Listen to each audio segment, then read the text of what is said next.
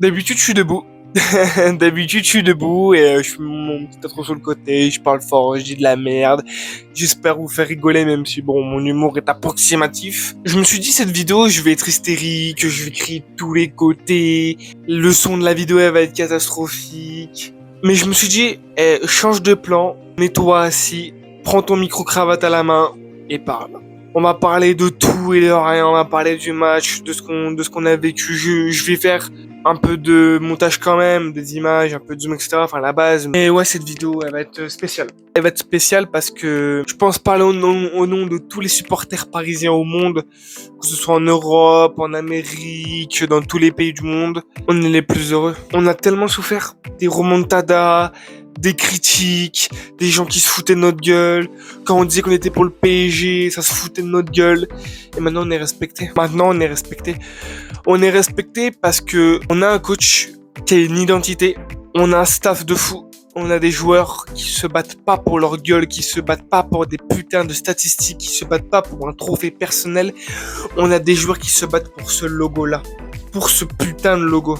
J'ai pas vécu la remontada face au Barça parce que j'étais trop jeune, mais j'ai vécu celle face à United, j'ai vécu celle face au Real de Madrid, j'ai vécu tous les petits moments de merde avec les problèmes avec Mbappé, les problèmes dans les vestiaires, etc. J'ai fait partie aussi des supporters quand on était là, riser tout le monde. Et maintenant, je le dis haut et fort, je suis fier d'être supporter parisien.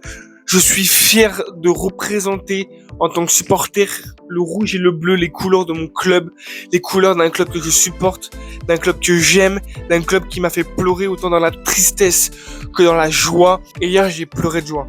Quand on était double champion, en fait. Vraiment, quand on était double champion, je dis pas que j'ai chialé, mais j'ai quelques larmes qui ont coulé.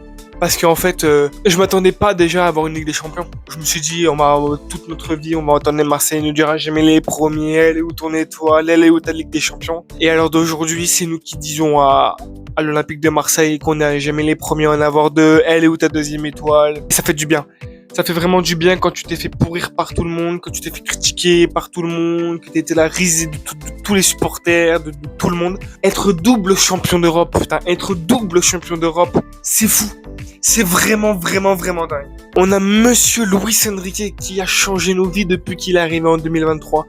Depuis qu'il est arrivé, les mecs, je sais pas si on se rend compte, je ne sais pas si vous vous rendez compte, depuis qu'il est arrivé, Luis Enrique, c'est une demi-finale de Ligue des Champions et 2 fois vainqueur de la Ligue des Champions. Je ne sais pas si on se rend compte, Luis Enrique a changé nos vies. En tant que joueur et en tant que supporter, il a changé nos vies. On est passé de la risée du monde dans le football au meilleur club du monde actuel et au club que tout le monde a peur. Et je ne pensais jamais dire ça dans ma vie. Je ne pensais jamais dire ça dans une vidéo, mais je le dis et je le dis fièrement. On va parler un peu plus du match parce que voilà, catastrophe. Et déjà, je vais dire un truc direct d'entrée parce que j'ai vu beaucoup de choses passer sur les réseaux sociaux. Ouais, les mecs. Je pense qu'on n'a pas vu le même match. Je pense vraiment on n'a pas vu le même match. Beaucoup de personnes disent sur les réseaux sociaux ouais le match était nul. PSG a fait un match de merde.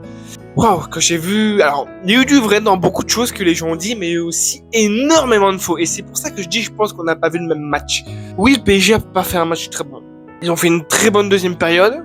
Mais je pense que les gens qui disent que le match est nul, c'est parce qu'ils n'ont pas compris quelque chose qu'on a vu pendant 120 minutes. Enfin, un petit peu moins en vrai de vrai.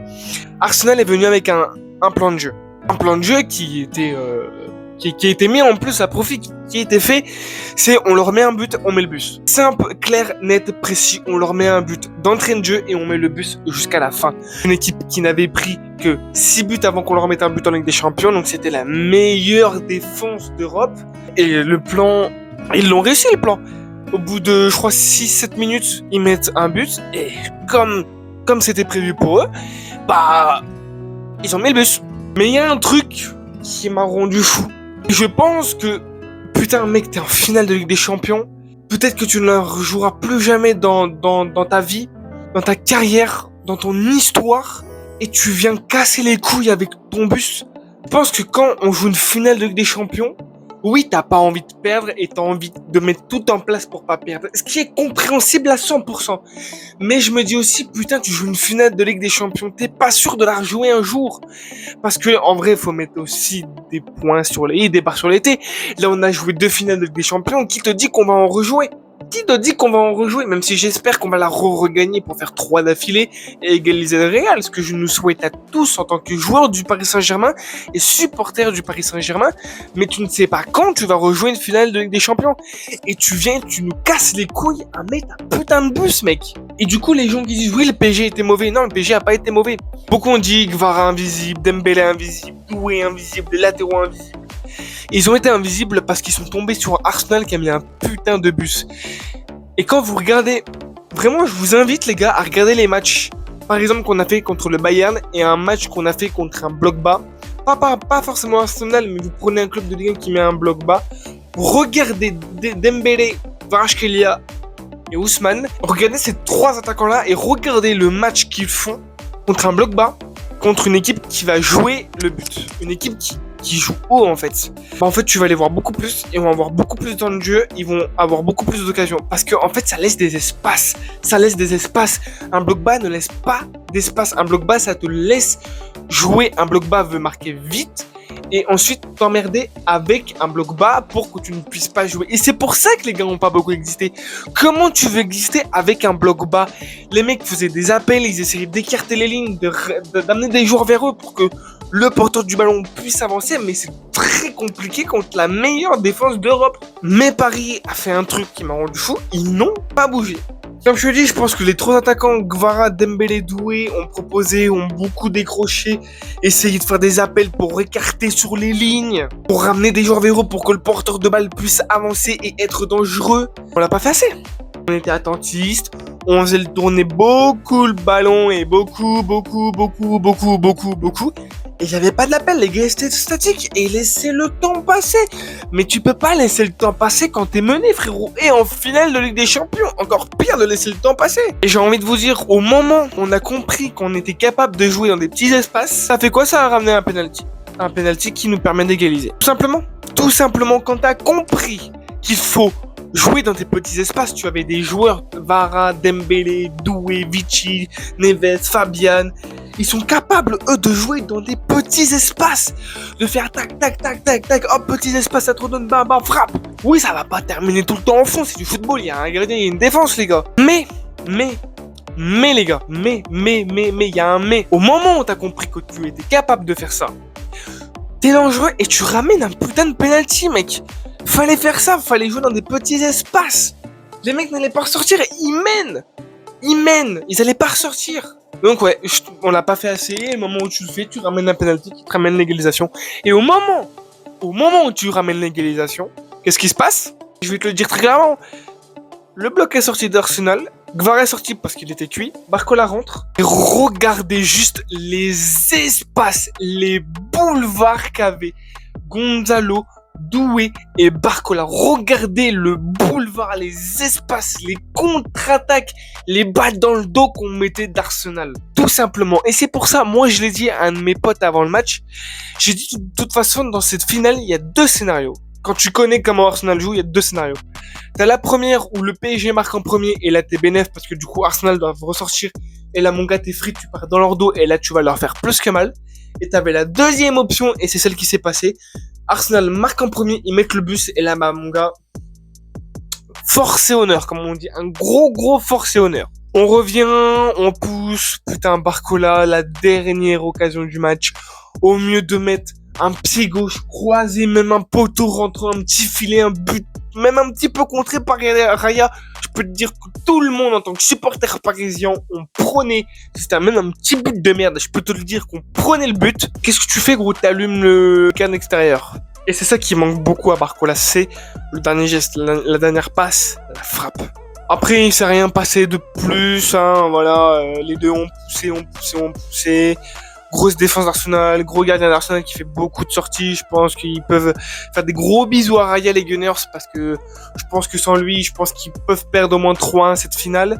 Et après, on va à la séance de penalty. Regardez la séance de de penalty sur Cannes, enfin sur YouTube pardon, quand ils ont mis la rediff. Et en fait, ce que j'ai vraiment remarqué, c'est que les deux seuls Gunners qui ont loupé leur penalty, ils avaient une course, faut l'imager parce que c'est énorme. Les mecs sont arrivés et au mieux de faire ça et de tirer, les mecs qui sont arrivés, ils ont fait wesh, arrête de faire des feintes de frappe, t'as pas de défenseur en face de toi ma gueule. Ils ont arrêté, ils ont repris, ils ont repris leur course, ils frappent. Quand tu tires un penalty, pour moi, c'est soit t'as une course nette et précise et t'as un côté, tu tires sur ce côté-là, que si tu fais ça, pour moi, c'est soit un arrêt, soit un poteau, soit la balle par un guingamp. Donc ouais, pour moi, c'était logique. Et le penalty que Paris se fait arrêter, bon bah, je pense que du coup, Raya avait un petit peu regardé les penalties au cas où. Nuno Mendes tire tout le temps du même côté. Nuno Mendes a retiré, il a recroisé, Raya l'a arrêté. Je dis rien parce que dans une séance de penalty, oui, il y a forcément un petit peu où les gardiens regardent un petit peu les tireurs, leur hitmap, etc.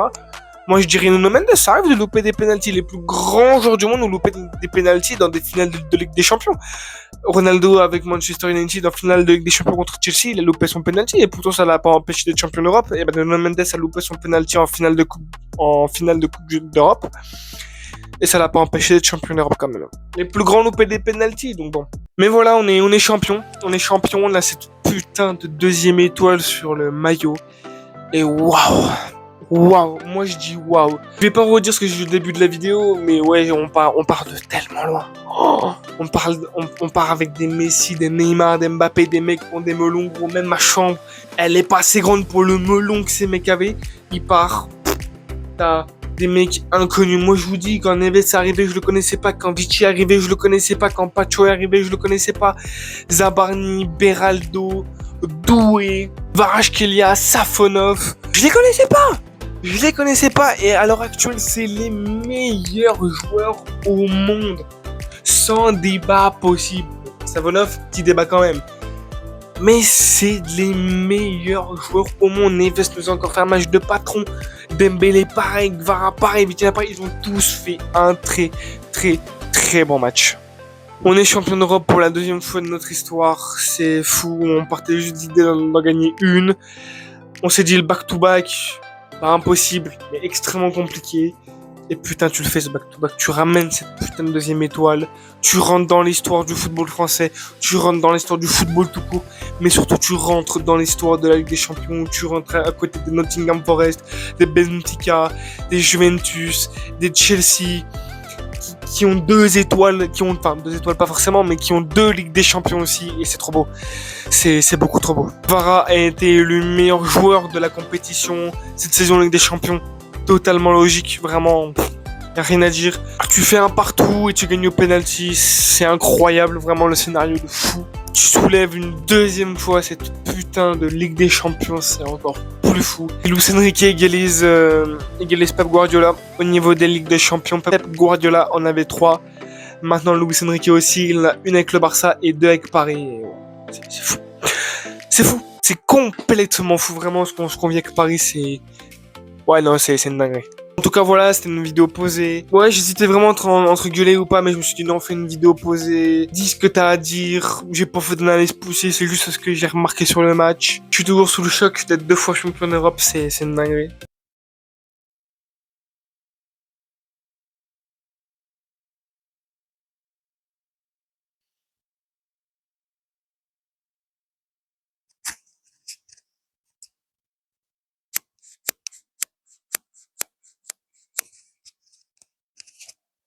Non, c'est beau.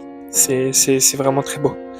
C'est vraiment très beau. Là, tu vois, j'ai fait chialer, frère, carrément. Je vais chialer en pleine vidéo, wesh, la dinguerie. En tout cas, c'est tout pour cette vidéo. Voilà, une petite vidéo calme, une petite vidéo assez, j'espère qu'elle vous aura plu. N'hésite pas, bien évidemment, à t'abonner à la chaîne, ton petit pouce bleu, ton petit partage, ton petit commentaire. Moi, ça m'aide de fou. N'hésitez pas à vous abonner, on arrive assez rapidement aux 500 abonnés, frère. Mon parcours sur YouTube, bon, c'est une dinguerie, vraiment. J'adore ce que je fais. Je fais des vidéos pour le kiff et c'est vraiment trop bien. Merci beaucoup pour ce que vous me faites vivre. Mon Instagram est affiché tout le long de la vidéo. Hop, je me décale vite fait et je te le mets juste ici. C'est Express 58. On est double champion d'Europe. On a écrit de l'histoire. Et pourquoi pas faire un back to back to back. C'était Expo 58. Et bye la team.